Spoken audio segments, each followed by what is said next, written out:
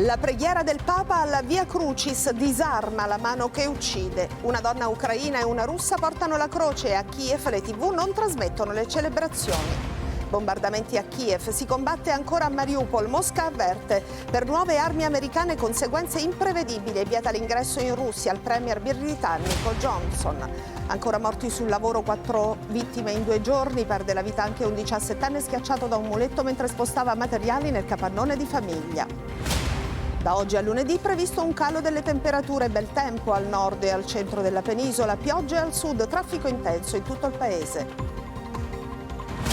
Gli italiani tornano a viaggiare, boom di prenotazioni nelle città d'arte, presenze anche nelle località di mare e in montagna si continua a sciare.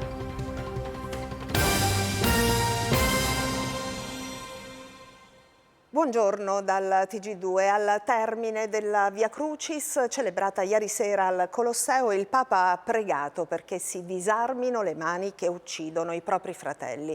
Emozione nel momento in cui la croce è stata portata da una donna ucraina e da una russa. E proprio in Ucraina la Via Crucis dell'elemosiniere del Papa che prega di fronte alle fosse comuni.